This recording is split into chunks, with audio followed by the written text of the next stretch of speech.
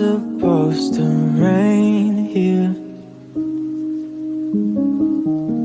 I was promised constant sunlight, pioneers an expectation of better weather. It's not supposed to rain here. And when I'm finally good, I'm feeling like I should have felt when life was all together. Rainy Tuesday, pouring blue day. Never knew I missed the sun.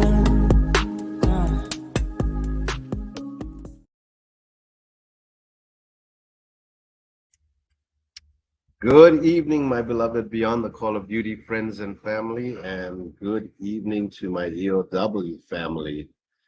But it's also good morning. It's another Friday, your time, November 10th, and it's actually November 11th where I'm at. So, Chris, are you around? Or are you hiding? I think Chris is hiding. So you are in the future. I am. I think we could probably buy some lotto tickets and I can read the.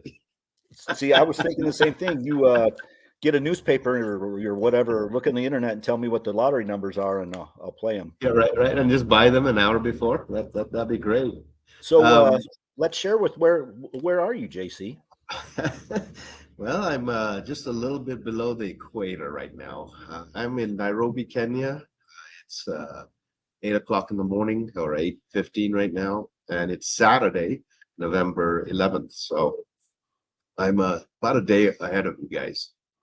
Yeah, you guys are about 11, 12 hours ahead of. And Veterans Day. Veterans Day. So happy Veterans Day to all of you and all the veterans that we have on the state side. So I'm at least able to be the first to say that. So how long is the flight from? So you guys came out of Spokane, right? So we took the flight from Spokane to Seattle, and then the Seattle flight straight over here. It was a little over 18 hours. Oh, ouch. Yeah. You have a layover. We had a layover in Turkey, and then over here. So stopped in Istanbul, and then straight over here. So it's old. I want to say something. Yeah. But I want to say something. All of our sponsors are in Nairobi right now. We just played all the sponsors in Nairobi. So they are officially in Kenya. International. Right? And you know what? I think of all the sponsors, they would all enjoy it, like GMC, Toyota. There's so many Toyotas here. They're diesel Toyotas, which we can't get in the States. So the Hiluxes. But I think Yokes by far would really appreciate this country because it's all fresh food. I mean, there's no processed foods. And again, Yokes is an amazing grocery chain, and they really pride themselves on fresh food, and they would just go haywire over here. So yeah, our sponsors are in Nairobi right now. So I've got to ask you, for those of you who don't know, JC is from Kenya, right? Yeah. I was born in Uganda and raised in Kenya. So you're back home with family and friends, and yeah. And we've been you've been privy to what we've been doing, and we're hoping that what we're doing this trip, we're bringing survivors here. This is going to be the first kickoff on a wellness program that we're putting together. And our goal is every year bringing survivors to beautiful Kenya, taking them on safaris, showing them the animals, showing them the people, the culture, and allowing them to start a new chapter in their lives with memories that they can last forever and ever. So that's great. I mean, that's a once in a lifetime experience. And I got to tell you, I'm a little jealous where I'm at, as you and I talked about earlier before the show, sitting on about 3 feet of snow. 4 inches of snow. So And it's a heavy snow. It's Yes, absolutely heavy snow. it's a ridiculous amount, but Well, to as you can have see, beautiful Yeah. sunshine. to What have about to have the survivors be able to come up and fly over with you, fly over there, and they're staying for a little while. And for our audience, there's a lot of things planned for these survivors. So there's going to be uh, some stuff coming out on our social media platforms of events that they're going to be doing, things they're participating in. So please absolutely stay dialed into our social media platforms so you can see and hear the survivors talk about what this trip means to them and what it will do for them to help them navigate yeah, yeah. the losses that they've had. So Yeah, I do want to do not narrowing down to just one specific person. That's never been my mission, but Tracy Sullivan's been near and dear to my heart, and I do want to just do a quick shout out to Tracy, but more importantly, just remind everyone that Sergeant Kayla Marie Sullivan, her birthday was a few days ago. Just a belated birthday. We want to keep her memories alive, keep her name alive, and let people know. And we've been talking about her here already. Mhm. So our hearts and prayers go out to the family. And again, just powerful loss and good memories, though. So yeah, Tracy's been amazing to work with and talk to, and she she's been like most of our other survivors, so willing to give as much as she or more than she receives. So Tracy's been an amazing human being. So yeah. So as you stated, Chris, it takes a lot to put this together. I'd like to actually recognize, may I get that phone real quick? I'd like to recognize, because we are in Kenya, we are in Africa. If you're okay with it, could I talk about some losses that happened over here? I If you're think okay. I think it would be an honorable thing to do to talk about some law enforcement losses where you're from. Yeah, let's do that. So this is the Kenya Police patch, Kenya police officers. And I want to just reach out and put our hearts and prayers out. I want to read a few things that have happened already this year. We lost 8 Kenya police officers when their vehicle was blown up by an IED suspected attack by Somalia-based jihad group. The incident took place on a Tuesday in the Garrison County in eastern Kenya region, bordering with Somalia, where the Al-Sahab were waging a bloody insurgency against the fragile government of Mogadishu. John Otino said that he's the regional commissioner, and he said that we suspect this is the work of Al-Shabaab security forces and passenger vehicles being targeted now. Kenya sent troops in Somalia in 2011 to combat Al-Qaeda, but it continues to suffer various things. We had the Westgate Mall in Nairobi in 2013 that cost 67 lives, and the Garrison University in 2015 that killed 148 people. So our thoughts and prayers are out there, and we want to make sure that the Kenya Police Department knows that we are always thinking of them now, since we are in Kenya, and hopefully we can do some stuff for them in the future. So Well, the job doesn't change no matter where in the world you are. I would dare guess if you went to Russia or Argentina or any, pick a country that Right. the officers do it for the love of the job, but it's, as you've articulated, it's extremely dangerous. And Absolutely, absolutely. And again, as we get closer to our holidays on the state side, just the pain that the families go through having a loss, and it's tough. We don't have a lot of people that are willing to put a uniform on, take an oath, and hold to that oath. So our hearts and prayers really go out to all the families and the loved ones. Yeah, we've been working on this project for a couple of years on and off, and this year I started in a little earlier in February and really started working. And I want to thank this group.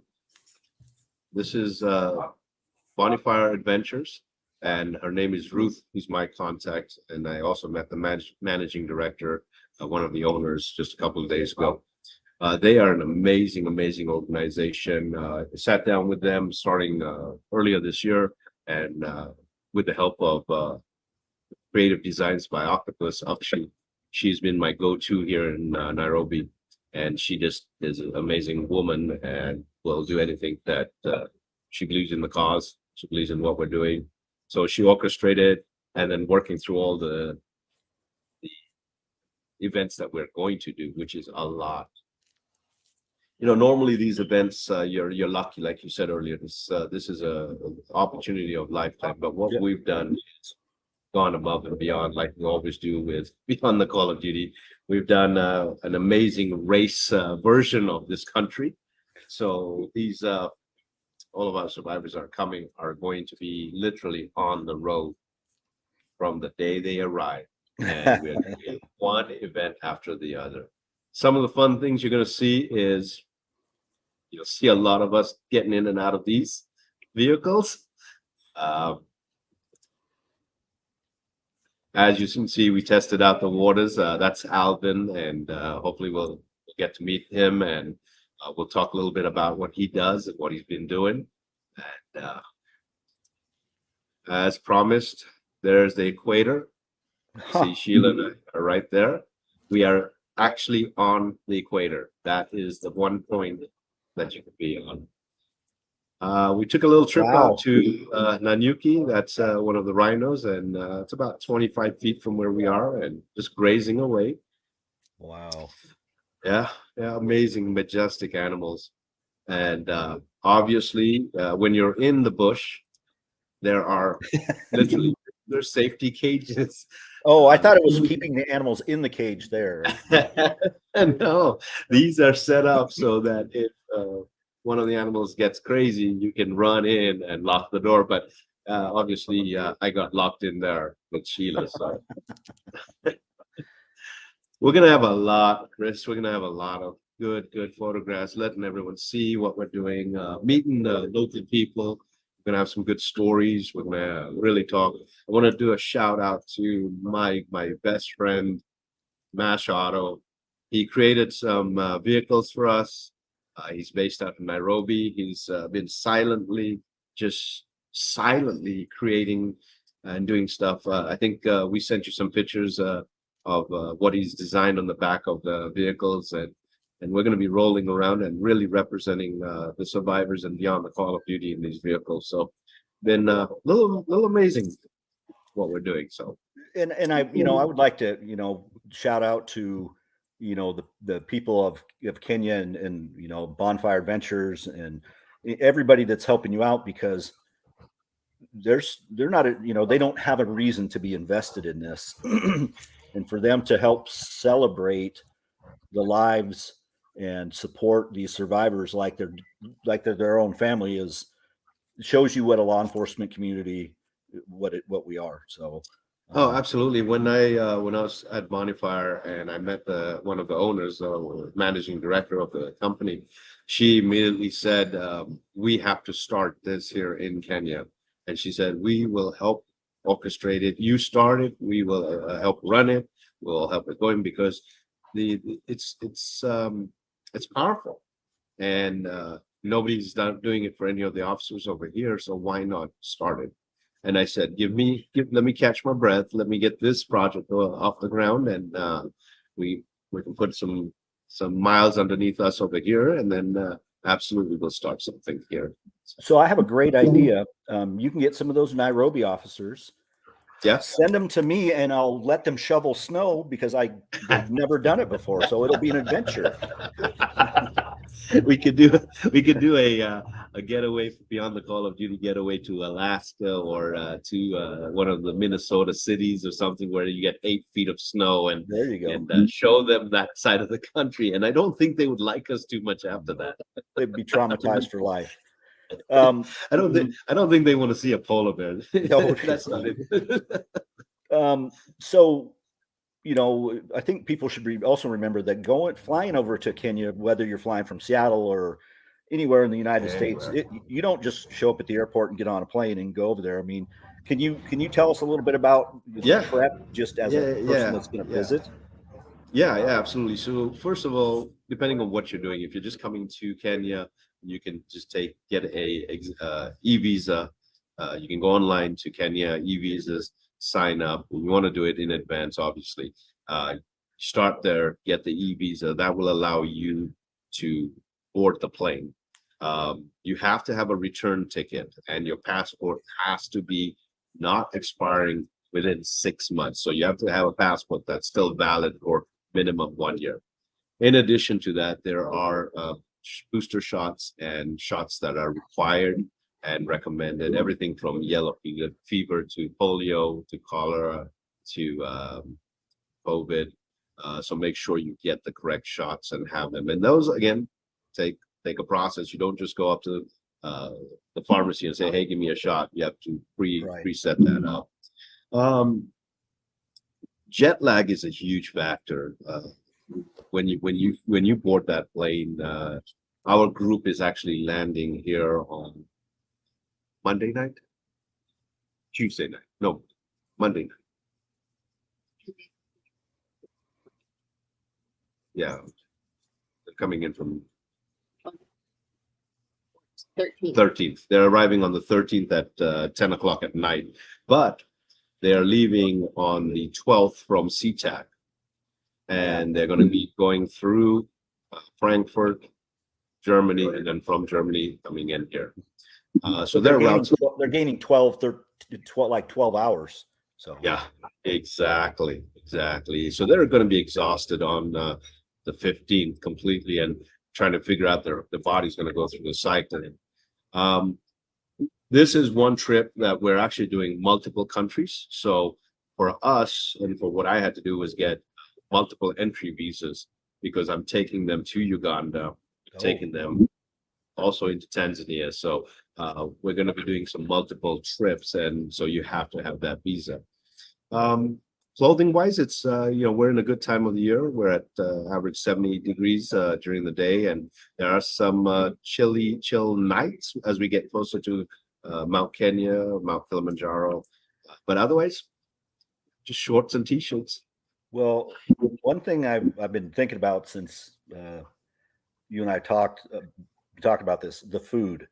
So you mentioned a little bit about fresh fruit, but we have something special planned for these survivors in a way. Absolutely. Yeah. So one of my theories is I'm not going to allow my guests to eat French fries and hamburgers in this country. So we have nyama choma, we have ugali, we have dals, we have curries, just absolutely healthy food, and some good staples like mandazi and samosas and scones and samosas. So just local traditions. Impressive. So yeah, they're gonna lose weight, but they're gonna be really begging for this food when they come back home. I'm jealous. So, well, JC, I know that it's early there for you. You guys just got up. I saw you drinking some coffee there. Tea, no coffee. Oh, so tea. That's the other thing is, in Kenya you drink chai. I like chai, so I'd be totally exactly. Okay. So it looks like you and I had discussed putting out some information every day this week on starting probably Tuesday. Like you said, to get in Monday, they'll need to get their feet underneath them, and and then we'll have the survivors kind of give some of their own 2 cents on how the trip went. And hi, Miss Sheila. Yes, I'm really here. Yeah, and we absolutely will. We'll do daily photograph updates, but I think we might while we're on this trip, we might do 2 lives a week and talk about it. I really want to talk about some of the amazing people that have helped put this together, and if I can grab a couple of them and Yes. have them sit down with us, and they're excited. They really are excited. They want to meet our survivors. They want to hold them, hug them, and just hold them. So Well, I'm very excited for them to again, in the face of the adversity and the loss that they're dealing with, these fresh wounds, that they get a chance to see that life is going to go on, as difficult as it may be. But there's people out there that love them very much and care about them having a healthy and happy life. So yeah. Haven't figured out how we're gonna set this up for next year. And we'll probably put something out, Chris, and have maybe, I don't know, just like we do with our scholarships, we may have them write a letter and see if they want to go. And we'll let some of the survivors that have been our judges judge and pick the next 6 people to bring over here. Yeah, I got some ideas on a vetting process, so to speak, for lack of a better term, that you and I can talk about along with the board and see if they like it. Absolutely. I really wanted to talk about this one project that we also started about a year ago, and that's in Nanyuki, but I'm going to put that on a hold for right now just because of some stuff that came up last night. But we did purchase some property, and the goal was to have this property available for survivors to come into a tented city next to a conservation area. And the conservation area is amazing, by the way. So we're just I'm gonna hold it because we did run into some roadblocks last night, and we're gonna see if we can get that cleared up by next week, or figured out by next week before I talk about that and really start putting some photographs of that up and all that. So let's go to comments. Yeah, let's see what some of our viewers have to say here. There's Joel Reader. Good evening, JC and the family. Good evening, Joel. Joel, thank you for watching. I know it's probably pretty late where you are, so thank you for staying up and he's at I think he's ahead of us, or behind us. Nick, your trailer boss made it to Nairobi, bud. So it is morning, and we're in a different country. So thank you for watching. EOW is in Kenya. Yep. So, and it is warm. Yes.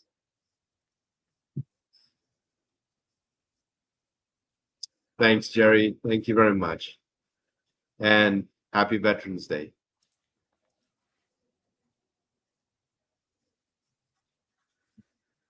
I appreciate that. Thanks. That's my aunt. She's in Australia, and she just became a grandmother again. And congratulations. So yeah. So, and this is that young lady I talk about that is just amazing. So for the last 8 months behind the scenes over here, she has been collectively negotiating, collectively meeting people, and just getting everything organized, from rooms to even with Bonfire meeting and talking with them, and getting the right prices and explaining what we're doing. So hats off to her. Thank you so much. Well, good morning. So there you go. But hats off. Hats off to everyone, and hats off to you, Chris. Thanks for staying and working with me on the time frame difference, because it's my absolute pleasure. So, I do want to say one shout out. I want to say happy birthday to the Marine Corps, November 10th. It's their 248th birthday. So thank you, Marine Corps. And then happy Veterans Day to all my brothers and sisters out there that serve and continue to serve. And let's mention Lance, who just got back from deployment. But he made chief. I haven't talked to him. So is he back home? Yeah, I've seen some photos. We've texted a little bit, but he got promoted to chief, so that's a huge, huge thing. Yep. So, congratulations, Lance, and again, thank you to all our veterans. And I would also like to thank Miss Sheila and Phoenix Protective Corp, because I know they had a very large hand in making this happen. So, thank you, PPC, for making some dreams come true for these people, for their survivors. Absolutely. Yep. Yep. Oh, wait a minute. We got one more. We have to.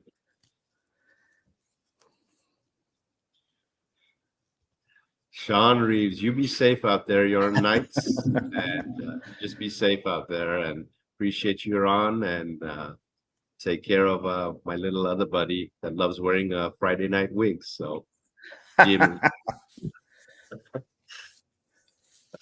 Well, you guys enjoy your day, JC. We will. Yeah. We've got a few things we have to really wrap up today before the weekend ends. And yeah, I want to do again, if you're out and about, please, if you see any first responders, thank them, especially as we get into the holiday season. Thank them for the selfless job that they do. If they let you hug them, give them a hug. Tell them you love them. Please, please, please, if you see emergency vehicles, slow down, pull over, or move over, or just stop. And no texting and driving, and get your seatbelts on and keep them on. The roads are getting icier. Yes. Drive slow down, don't be in a hurry, and keep all of our EOW family in your thoughts and prayers, especially through the holidays. Light a candle if you can. So, I love you, Chris. Love everybody else. Brother. All be blessed. Talk to you guys. We'll see you soon.